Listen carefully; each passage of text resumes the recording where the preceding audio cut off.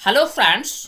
इस वीडियो में हमारा टारगेट है 9th क्लास की दी हुई चैप्टर ध्वनि यानी साउंड। इस वीडियो में हम साइंस की गहराई में जाकर डिफरेंट टॉपिक्स को बारीक से समझेंगे। तो आइए सबसे पहले जानते हैं ध्वनि यानी साउंड क्या है। वास्तव में ध्वनि एक ऊर्जा का रूप है।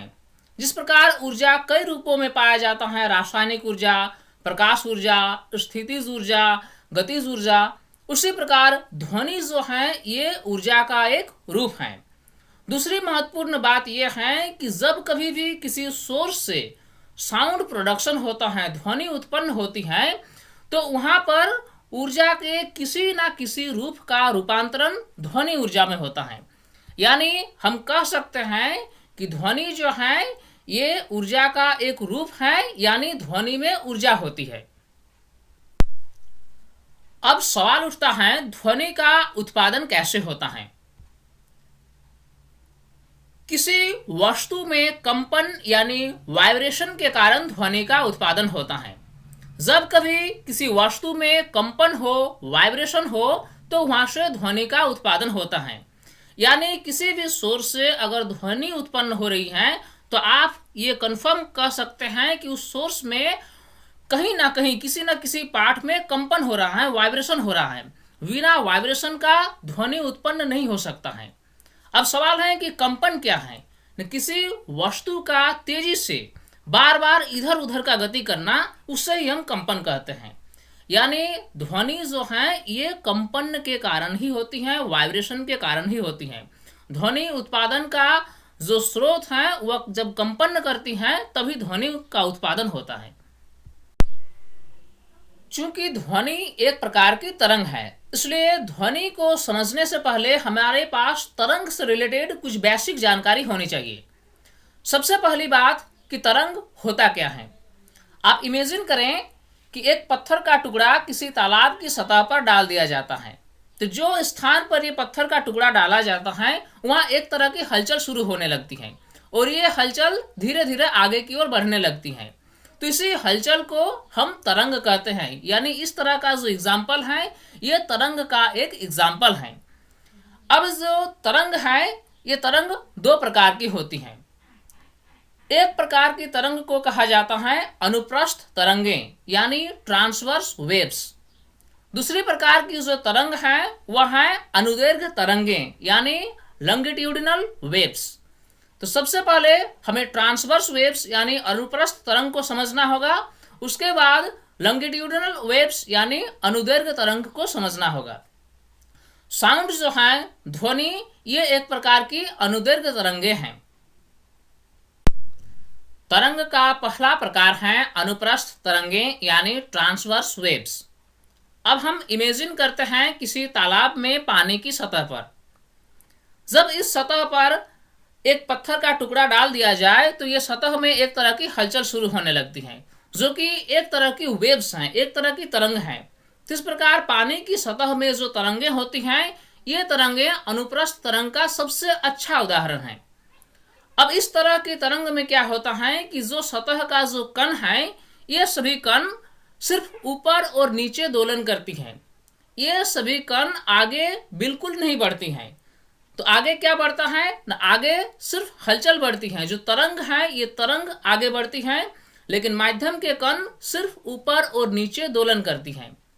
और इस प्रकार के तरंग में जो शिखर वाले बिंदु हैं इन सभी बिंदु को क्रेस्ट यानी श्रृंग कहा जाता है, जबकि निचली वाली बिंदु को ट्रफ यानी गर्त कहा जाता है।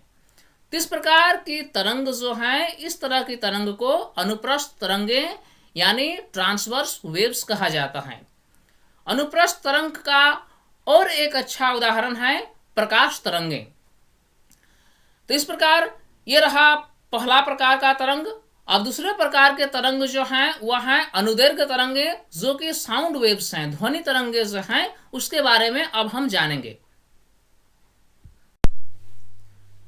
तरंग का अगला प्रकार है अनुदैर्घ्य तरंगे यानी लॉन्गिट्यूडिनल वेव्स। अनुदैर्घ्य तरंग का सबसे अच्छा उदाहरण है ध्वनि तरंगे यानी साउंड वेव्स। जब साउंड किसी सोर्स से प्रोड्यूस होती है तो ये साउंड वेव्स जो हैं ये माध्यम के कण की दोलन के साथ साथ आगे बढ़ती जाती हैं। हम इमेजिन करते हैं कि हमारे पास एक स्पीकर है जिससे ध्वनि उत्पन्न हो रही है। तो जब ये स्पीकर बज रही होती है तो माध्यम के कण क्या होता है न, वह दोलन करने लगती है, और दोलन की दिशा और तरंग के आगे बढ़ने की दिशा दोनों एक ही होती हैं अनुदैर्घ्य तरंग के केस में। लेकिन अनुप्रस्थ तरंग के केस में दोलन की दिशा, कण के दोलन की दिशा और तरंग के आगे बढ़ने की दिशा ये परपेंडिकुलर होती है। तो ध्वनि तरंगे जो हैं ये माध्यम के कण द्वारा आगे बढ़ती हैं, और जब हम माध्यम के कणों का एक पैटर्न समझते हैं तो हम पाते हैं कि जो माध्यम के कण हैं इसमें कुछ कुछ पार्ट्स ऐसे हैं जो काफी घनत्व वाली होती हैं, जिसमें एयर पार्टिकल्स काफी पास पास होती हैं। ऐसे स्थान को सी द्वारा इंडिकेट किया जाता है, और सी का मतलब होता है कंप्रेशन यानी संपीड़न। उसी प्रकार माध्यम में कुछ कुछ ऐसे पार्ट्स होते हैं जिसमें कण का घनत्व कम होती है और उसकी एयर प्रेशर जो है वो भी कम होती है। ऐसे पॉइंट को हम आर द्वारा इंडिकेट करते हैं, और आर मतलब होता है रेयरफैक्शन यानी विरलन। तो हम कह सकते हैं कि ध्वनि तरंगे संपीड़न और विरलन के रूप में आगे बढ़ती जाती हैं। तो ये जो पैटर्न हम स्क्रीन में देख रहे हैं, ये पैटर्न सी और आर का जो पैटर्न है ये पैटर्न आगे बढ़ती जाती है, और तरंग की दिशा जिस दिशा में होती है कण का वाइब्रेशन भी उसी दिशा में होता है। तो हम कह सकते हैं कि अनुदैर्घ्य तरंग जो है ये संपीड़न और विरलन के रूप में आगे बढ़ती है, जबकि अनुप्रस्थ तरंग जो है वह कुछ अलग तरह का तरंग है जिसके बारे में हमने पहले ही डिस्कस कर लिया है। हमने देखा कि किसी माध्यम में ध्वनि का संचरण अनुदैर्घ्य तरंग द्वारा होती है। अब ध्वनि के संचरण से रिलेटेड कुछ इंपॉर्टेंट पॉइंट्स हम यहां नोट करेंगे। सबसे पहली बात है कि ध्वनि का संचरण निर्वात यानी वैक्यूम में नहीं हो सकती।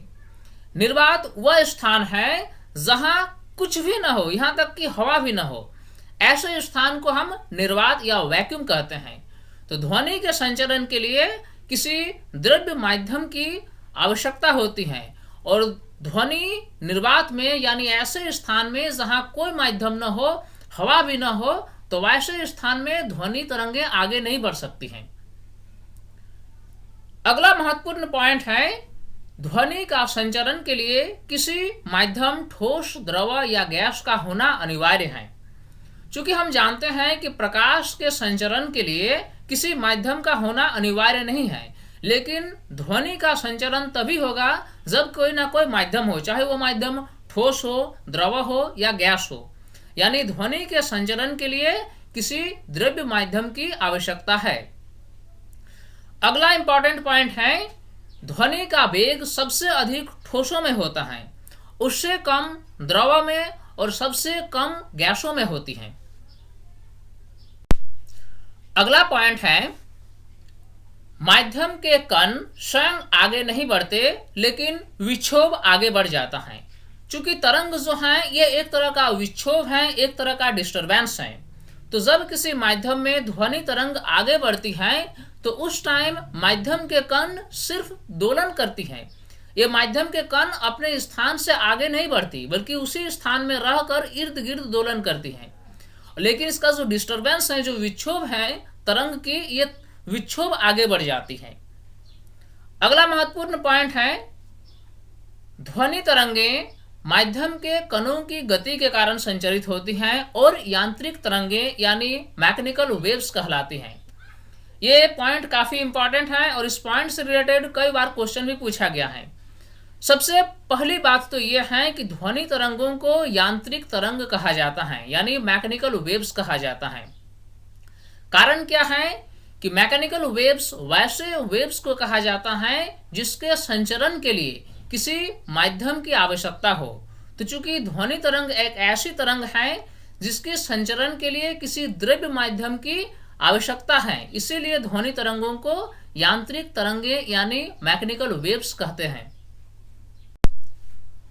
जब हम ध्वनि के बारे में स्टडी करते हैं तो कुछ खास टर्म्स हैं जिसका सामना हमें करना पड़ता है, और इन सारे टर्म्स को ध्वनि तरंग के अभिलक्षण कहते हैं।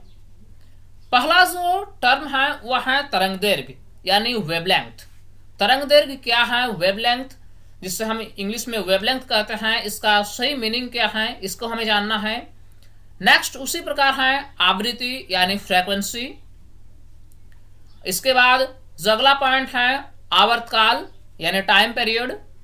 उसी प्रकार वेग यानी वेलोसिटी, आयाम एम्पलीट्यूड, तारत्व जिससे हम पिच कहते हैं, और ध्वनि की प्रबलता यानी लाउडनेस ऑफ साउंड, और ध्वनि की इंटेंसिटी यानी तीव्रता। तो इन सारे टर्म्स को हमें बारीक से समझने की जरूरत है। जब तक इन सारे टर्म्स को हम डिटेल में नहीं समझ लेंगे तब तक ध्वनि तरंग की स्टडी हमारी अधूरी रह जाएगी। अब एक एक टर्म्स को हमें डिटेल से समझना है। अब आइए देखते हैं क्या होता है तरंग दैर्घ्य यानी वेवलेंथ। चूंकि हम जानते हैं कि साउंड वेव्स जो हैं ये संपीड़न और विरलन के रूप में आगे बढ़ती हैं। तो कोई भी साउंड वेव्स जब आगे बढ़ती हैं तो ये संपीड़न और विरलन के रूप में आगे बढ़ती हैं। संपीड़न को हम C से इंडिकेट करते हैं और विरलन को R से इंडिकेट करते हैं।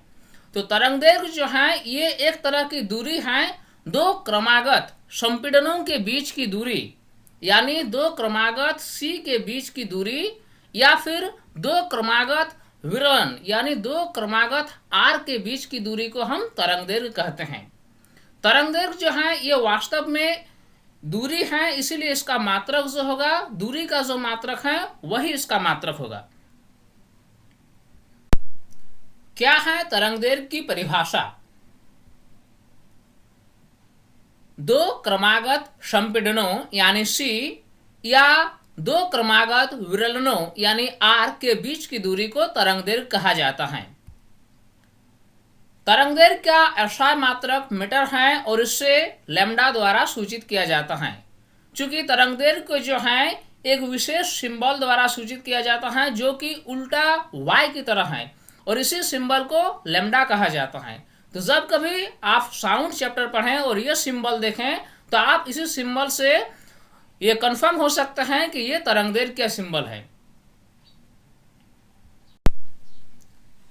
किसी ध्वनि की क्वालिटी को मापने के लिए एक पैरामीटर का यूज किया जाता है जिससे आवृत्ति यानी फ्रीक्वेंसी कहा जाता है। क्या होता है फ्रीक्वेंसी? प्रति इकाई समय में माध्यम के कणों द्वारा संपादित दोलनों की कुल संख्या को आवृत्ति यानी फ्रीक्वेंसी कहा जाता है। चूंकि हम जानते हैं कि किसी भी माध्यम में जब साउंड वेव्स पास होती हैं तो माध्यम के कण दोलन करती हैं।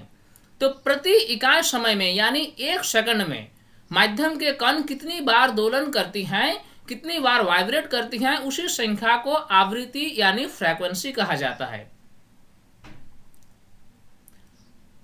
फ्रीक्वेंसी को एक विशेष सिंबल द्वारा सूचित किया जाता है और ये सिंबल जो है भी की तरह ही होती है, लेकिन इस सिंबल को भी न पढ़कर इसे न्यू पढ़ा जाता है, यानी आवृत्ति को न्यू द्वारा सूचित किया जाता है, और आवृत्ति का एसआई मात्रक हर्ज है। आवर्तकाल यानी टाइम पीरियड किसी वेव का एक कैरेक्टरिस्टिक फीचर है। एक संपूर्ण दोलन में लिया गया समय को आवर्तकाल कहा जाता है। चूंकि माध्यम के कण दोलन करती हैं और किसी कण को एक संपूर्ण दोलन करने में लिया गया समय को आवर्तकाल यानी टाइम पीरियड कहा जाता है। टाइम पीरियड को कैपिटल T द्वारा सूचित किया जाता है और इसका एसआई मात्रक सेकंड है। हमने आवर्तकाल और आवृत्ति को समझ लिया। चूंकि आवर्तकाल और आवृत्ति के बीच एक गहरा संबंध है, और यह संबंध ये है कि आवृत्ति is equal to 1 divided by आवर्तकाल, यानी हम सिंबल के अनुसार इसको लिख सकते हैं nu is equal to 1 divided by T. ये इक्वेशन आपके लिए काफी हेल्पफुल होंगी डिफरेंट न्यूमेरिकल्स प्रॉब्लम सॉल्व करने के लिए, इसलिए इस इक्वेशन को आप नोट कर लें। किसी माध्यम में ध्वनि किस रफ्तार से आगे बढ़ती है उसी को ध्वनि की चाल कहते हैं। चूंकि ध्वनि की चाल जो है ये विभिन्न माध्यमों में भिन्न भिन्न होता है। ध्वनि की चाल सबसे अधिक ठोस में होती है, उससे कम द्रव में और सबसे कम गैस में होती है। वैसे तो ध्वनि की चाल किसी माध्यम में तापमान पर निर्भर करती है। तापमान के घटने बढ़ने पर ध्वनि की चाल में परिवर्तन होती है। लेकिन वायु में ध्वनि की चाल 22 डिग्री सेल्सियस तापमान पर 344 मीटर प्रति सेकंड लिया जाता है। यानी जब वातावरण का तापमान 22 डिग्री सेल्सियस हो, उस स्थिति में वायु में ध्वनि की चाल आप 344 मीटर प्रति सेकंड ले सकते हैं। आयाम यानी एम्पलीट्यूड किसी तरंग का एक कैरेक्टरिस्टिक फीचर है। अब हमें देखना है कि आयाम यानी एम्पलीट्यूड क्या होता है। हम इमेजिन करते हैं कि हमारे पास 3 पॉइंट हैं, O, A और B। अब O पॉइंट पर माध्यम के कोई एक कण है जो कि अभी रेस्ट में है, लेकिन जब इस माध्यम में ध्वनि तरंग गमन करेगी तो ये कण जो है ये ऑसिलेट करेगा, दोलन करेगी। तो ये कण जब दोलन करेगी तो ये कण O बिंदु से A की ओर जाएगी, A से फिर B, B से A, इस प्रकार का ये कण जो है दोलन करेगी। तो चूंकि ये कण जो है इसका नॉर्मल पोजीशन है O बिंदु पर और ये दोलन करती हैं O से A, फिर A से B, फिर B से A। तो इस प्रकार किसी एक साइड में अधिकतम जितनी विस्थापन होती हैं उसी विस्थापन को आयाम यानी एम्पलीट्यूड कहा जाता है। यानी हम कह सकते हैं कि किसी कण का अपना सामान्य स्थिति से किसी एक साइड अधिकतम जितनी विस्थापन हो सकती है उसी विस्थापन को आयाम यानी एम्पलीट्यूड कहा जाता है। यानी आयाम की डेफिनेशन को हम ऐसे लिखेंगे, माध्यम के कण की मूल स्थिति से किसी एक और अधिकतम विक्षोभ को तरंग का आयाम कहते हैं। आयाम को कैपिटल A अक्षर से सूचित किया जाता है और इसको मीटर से नापा जाता है। जब ध्वनि तरंग की क्वालिटी की बात हो तो एक शब्द आता है जिससे तारत्व यानी पिच कहा जाता है। अब आप इमेजिन करें कि आप ध्वनि सुन रहे हैं, एक ऐसा ध्वनि सुन रहे हैं जो कि किसी गिटार से निकल रही है, और एक ऐसा ध्वनि सुन रहे हैं जो कि किसी ड्रम से निकल रही है। तो एक गिटार का ध्वनि और एक ड्रम का ध्वनि, दोनों ध्वनि में आप फर्क कर सकते हैं। चूंकि गिटार वाला जो ध्वनि है ये सुरीला होती है और ड्रम वाला जो ध्वनि है ये काफी मोटा होता है। उसी प्रकार किसी गर्ल्स का ध्वनि काफी सुरीली होती है और किसी बॉयज का ध्वनि ये सुरीला नहीं होता है।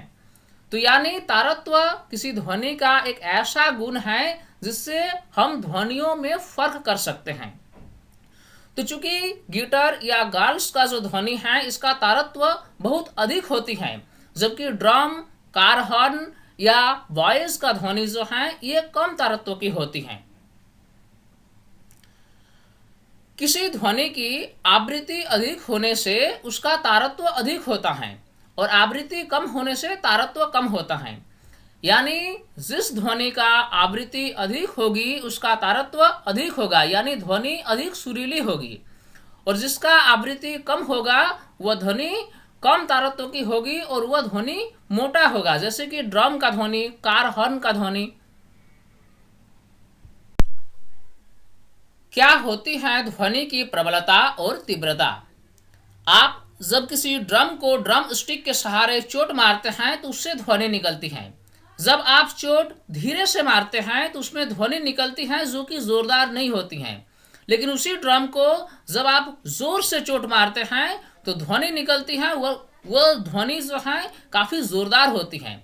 यानी ध्वनि की प्रबलता ये बताती है कि ध्वनि कितनी जोरदार है, जबकि ध्वनि की तीव्रता ये बताती है कि ध्वनि तरंग में कितनी ऊर्जा है। अगर किसी ध्वनि की आयाम अधिक हो तो उसकी प्रबलता अधिक होगी। यानी वाइब्रेशन जो होगा कण का, तो कण का वाइब्रेशन का जो आयाम होगा वह आयाम अधिक होने से ध्वनि अधिक प्रबल होगी।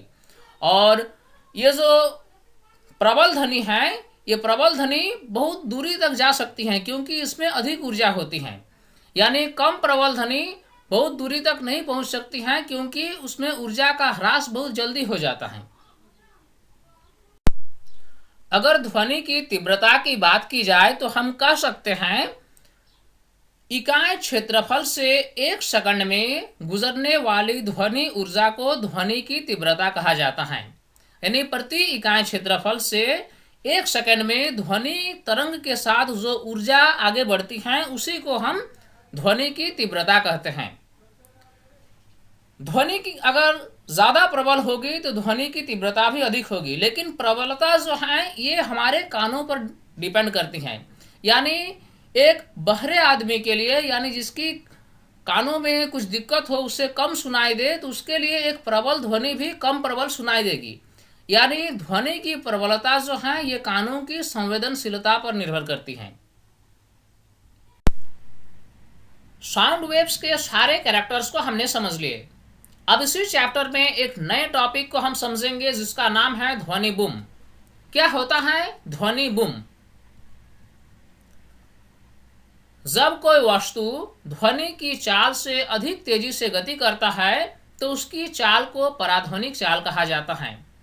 कुछ ऐसे हवाई जहाज हैं जिसकी गति ध्वनि की गति से तेज होती है, तो इस प्रकार की चाल को पराध्वनिक चाल कहा जाता है। पराध्वनिक वायुयान से बहुत तेज और तीव्र ध्वनि उत्पन्न होती है जिसे ध्वनि बूम कहा जाता है। तो ऐसे वायुयान जिसकी चाल पराध्वनिक चाल होती है, वैसे वायुयान से बहुत तेज और तीव्र ध्वनि उत्पन्न होती है और इसी ध्वनि को ध्वनि बूम कहा जाता है। ऐसे वायुयान के उड़ने से घरों की खिड़कियों में लगे शीशे या उसकी जो दीवार है इसमें काफी क्षति हो सकती है, काहे कि ये ध्वनि बूम में इतनी ऊर्जा होती है कि शीशों को तोड़ सकती है, खिड़की में लगे शीशों को तोड़ सकती है। तो इसी घटना को ध्वनि बूम कहा जाता है। हमारा अगला टॉपिक है ध्वनि का परावर्तन। चूंकि प्रकाश का परावर्तन हम पढ़ चुके हैं। प्रकाश का परावर्तन में क्या होता है कि जब किसी किरण किसी दर्पण पर पड़ती है तो दर्पण से टकराने के बाद वह किरण वापस पीछे की ओर मुड़ जाती है। उसी प्रकार की घटना ध्वनि के साथ भी होती है। हम इमेजिन करते हैं कि एक सतह है, एक दीवार है और इस दीवार पर एक ध्वनि की तरंग आकर इसमें टकराती है और इसी ध्वनि को आपतित ध्वनि कहा जाता है क्योंकि यह ध्वनि तरंग आ रही है और दीवार से टकराने के बाद ये ध्वनि तरंग वापस पीछे की ओर मुड़ जाती है, जिसे परावर्तित ध्वनि कहा जाता है। यानी हम कह सकते हैं कि ध्वनि तरंग प्रकाश तरंग के जैसे ही किसी अवरोध से जाकर टकराती है और वापस पीछे मुड़ जाती है। इसी परिघटना को ध्वनि का परावर्तन कहा जाता है। जब भी ध्वनि का परावर्तन होता है तो उसमें कुछ मूल नियम लागू होता है। अब क्या होता है ध्वनि के परावर्तन का नियम? जो नियम प्रकाश के परावर्तन का नियम है वही नियम ध्वनि के परावर्तन का भी नियम है। तो ध्वनि के परावर्तन का पहला नियम जो है वो ये है कि आपतन कोण और परावर्तन कोण आपस में बराबर होते हैं। इस एनिमेशन की मदद से हम समझेंगे कि कैसे आपतन कोण और परावर्तन कोण आपस में बराबर होते हैं। चूंकि इसमें ध्वनि की एक तरंग है जो कि सतह पर आकर टकराती है, टकराने के बाद ये पुनः परावर्तित हो जाती है। तो जो आपतन बिंदु है उस पर अब हम एक अभिलंब डालेंगे। अब ये अभिलंब और आपतित ध्वनि के बीच के जो कोण है इसको आपतन कोण कहा जाता है। उसी प्रकार परावर्तित ध्वनि और अभिलंब के बीच का कोण को हम परावर्तित कोण कहेंगे। तो इस प्रकार आपतन कोण और परावर्तन कोण आपस में बराबर होंगे। तो ध्वनि के परावर्तन का पहला नियम जो है वह है कि आपतन कोण और परावर्तन कोण आपस में बराबर होंगे। अब देखते हैं ध्वनि के परावर्तन का दूसरा नियम क्या है।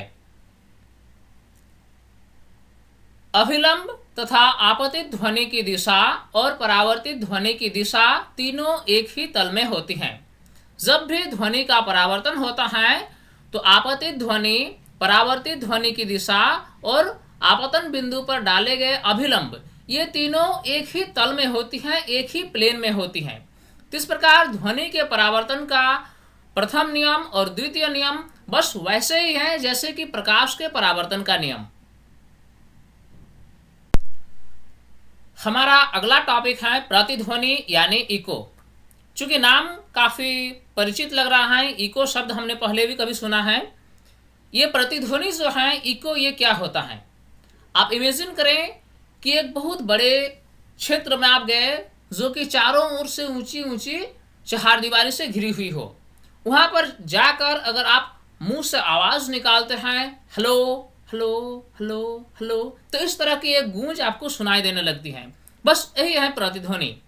यानी कोई भी आवाज जब किसी सोर्स से निकलती है और वह जाकर किसी अवरोध से टकराती है और पुनः सोर्स के यहाँ पर आती है, तो इसी गूंज को प्रतिध्वनि कहा जाता है। अब हमें इसको विस्तार से समझना है कि प्रतिध्वनि का कारण क्या है, ये क्यों हम सुनते हैं। तो सबसे इम्पोर्टेंट पॉइंट जो है वो ये है कि हमारे मस्तिष्क में ध्वनि की संवेदना लगभग 0.1 सेकंड तक बनी रहती है। जब कभी भी कोई ध्वनि हम सुनते हैं, हम ध्वनि को सुन लिए, अब ध्वनि खत्म हो गई, इसके बाद भी 0.1 सेकंड तक वह ध्वनि हमारे मस्तिष्क में बनी रहती है। तो इसी गुण के कारण ही हम प्रतिध्वनि सुनते हैं। अब देखते हैं प्रतिध्वनि के बारे में डिटेल जानकारी लेते हैं एनिमेशन के जरिए। हम इमेजिन करते हैं कि एक ऊंची दीवार है और इस दीवार से कुछ दूरी पर आप खड़े हैं और आप इस दूरी से कुछ आवाज निकालते हैं और वह आवाज सीधे जाकर दीवार से टकराती है। दीवार से टकराने के बाद ध्वनि का परावर्तन होता है और परावर्तित ध्वनि पुनः आपके कानों तक पहुंचती है। तो इस प्रकार ध्वनि आपके मुंह से निकलती है और निकलकर सीधे दीवार से टकराती है और दीवार से परावर्तित होने के बाद पुनः आपके कानों तक पहुंचती है। तो इसमें क्या होता है कि ध्वनि का जाना और टकराने के बाद पुनः आना, इसमें अगर 0.1 सेकंड से अधिक समय लगता है तो आप प्रतिध्वनि सुन पाएंगे, और अगर यह समय 0.1 सेकंड से कम लगता है तो आप प्रतिध्वनि नहीं सुन पाएंगे। इसका मतलब यह हुआ कि हम हर स्थिति में प्रतिध्वनि यानी इको नहीं सुन सकते हैं। इको सुनने के लिए हमारे और दीवार के बीच की दूरी कुछ अधिक होनी चाहिए। अब हमें कैलकुलेट करना है कि कम से कम हमें दीवार से कितनी दूरी पर खड़ा होना चाहिए ताकि हम प्रतिध्वनि सुन सकें। अब हमें निकालना है दीवार की दूरी। आपके और दीवार के बीच की जो दूरी है, ये दूरी हमको निकालना है। तो चूंकि दूरी इज इक्वल टू फॉर्मूला होता है चाल गुना समय। तो चाल जो होगा, यहाँ किसका चाल? न ध्वनि का चाल। तो वायु में ध्वनि का चाल 344 मीटर प्रति सेकंड लिया जाता है, इसलिए चाल के जगह पर हम 344 मीटर प्रति सेकंड रख दिए। अब इसको गुना करना है किसके साथ? न समय के साथ। तो चूंकि ध्वनि जो है आपके मुंह से निकलकर दीवार तक पहुंचती है, फिर दीवार से पुनः आपके कानों तक पहुंचती है, तो इसमें जो है 0.1 सेकंड से अधिक होनी चाहिए। यानी सिर्फ जाने में कितना? 0.1 सेकंड डिवाइडेड बाय 2। तो हमने इसको गुना कर दिया 0.1 सेकंड डिवाइडेड बाय 2। इसका रिजल्टेंट वैल्यू हो गया 17.2 मीटर। यानी आपके और दीवार के बीच की दूरी कम से कम 17.2 मीटर होनी चाहिए। अगर आप 17.2 मीटर से अधिक दूरी पर खड़े होकर आवाज देते हैं तो आप प्रतिध्वनि सुन पाएंगे, और इससे कम दूरी पर अगर आप खड़े होकर आवाज देते हैं तो आप प्रतिध्वनि नहीं सुन पाएंगे। अक्सर ये क्वेश्चन पूछा जाता है कि सोर्स और ऑब्स्टेकल के बीच की दूरी कम से कम कितनी होना चाहिए ताकि हम प्रतिध्वनि सुन सके। तो इसका सही जवाब क्या होगा? 17.2 मीटर। कभी कभार इसका आंसर 17 मीटर के अप्रॉक्स में रहता है। हमारा अगला टॉपिक है अनुरणन यानी रिवर्बरेशन। सिनेमा हॉल या सभा भवन की दीवारों और छतों पर ध्वनि अवशोषक पदार्थ लगे होते हैं ताकि ध्वनि का परावर्तन न हो सके। जो सिनेमा हॉल होती हैं या सभा भवन होती हैं, उसकी भीतरी दीवारों और छतों पर ध्वनि अवशोषक विशेष पदार्थ लगे होते हैं। ऐसा क्यों? ऐसा इसलिए ताकि वह जो भी आवाज उत्पन्न होगी वह दीवार से बारंबार परावर्तन न हो, क्योंकि इस तरह का अगर परावर्तन हो तो जो भी वहाँ आवाज होगी, जो भी हम म्यूजिक सुनेंगे या फिर किसी का भाषण सुनेंगे, तो उसमें एक तरह की गूंज आएगी और इस गूंज के कारण वक्ता के दो शब्दों के बीच श्रोता को फर्क करने में काफी मुश्किल होगी, क्योंकि पहला शब्द ही गूंजेगी तो फिर दूसरा शब्द कैसे सुनेगा। तो इस तरह की जो सभा भवन होती है या सिनेमा हॉल होती हैं, इसकी भीतरी दीवारों पर ध्वनि अवशोषक पदार्थ लगे होते हैं। ध्वनि का बारंबार परावर्तन अगर इस तरह का होता रहता है तो फिर उसी को हम अनुरणन कहते हैं। यानी अगर ध्वनि अवशोषक पदार्थ नहीं लगे हुए रहे तो ध्वनि का बारंबार परावर्तन होगा, जिसके कारण श्रोता को काफी तकलीफ होगी और इसी को अनुरणन कहा जाता है। यानी अनुरणन से बचने के लिए दीवारों पर ध्वनि अवशोषक पदार्थ लगे हुए होने चाहिए। हमारा अगला टॉपिक है श्रव्यता का परिसर यानी रेंज ऑफ हियरिंग। सुविधा के दृष्टिकोण से ध्वनि को 3 भागों में बांट दिया गया है। पहला प्रकार वैसे ध्वनि का है जिनकी आवृत्ति 20 हर्ट्ज से नीचे हो। दूसरे प्रकार की ध्वनि वैसे ध्वनि जिनकी आवृत्ति 20 हर्ट्ज से 20,000 हर्ट्ज तक हो। और तीसरे प्रकार की ध्वनि वैसे ध्वनि जिनकी आवृत्ति 20,000 हर्ट्ज से अधिक हो। तो इन 3 प्रकारों में से सेकंड प्रकार यानी 20 हर्ट्ज से 20,000 हर्ट्ज तक की ध्वनि जो है, सिर्फ इसी ध्वनि को हम सुन सकते हैं और इस ध्वनि को कहा जाता है श्रव्य ध्वनि यानी ऑडिबल साउंड। चूंकि हमारी कानों की बनावट ऐसी है कि हम सभी प्रकार की ध्वनि को नहीं सुन सकते, हम सिर्फ वैसे ध्वनि को ही सुन सकते हैं जिनकी आवृत्ति 20 हर्ट्ज से 20,000 हर्ट्ज तक हो। उसी प्रकार जो ध्वनि 20 हर्ट्ज से नीचे की हो उसे अश्रव्य ध्वनि यानी इंफ्रासोनिक साउंड कहते हैं। इंफ्रासोनिक साउंड को इंफ्रासाउंड भी कहा जाता है। और तीसरे प्रकार की ध्वनि जो है ये हैं 20,000 हर्ट्ज से अधिक आवृत्ति वाले। वैसे ध्वनि को पराश्रव्य ध्वनि यानी अल्ट्रासोनिक साउंड कहा जाता है। अल्ट्रासोनिक साउंड को शॉर्ट में अल्ट्रासाउंड भी कहा जा सकता है। यानी ध्वनि को 3 भागों में बांट दिया गया है, अवश्रव्य ध्वनि, श्रव्य ध्वनि और पराश्रव्य ध्वनि। इसमें सेकंड प्रकार की जो ध्वनि है सिर्फ इसी ध्वनि को हम सुन सकते हैं। हमारा नेक्स्ट टॉपिक है सोनार।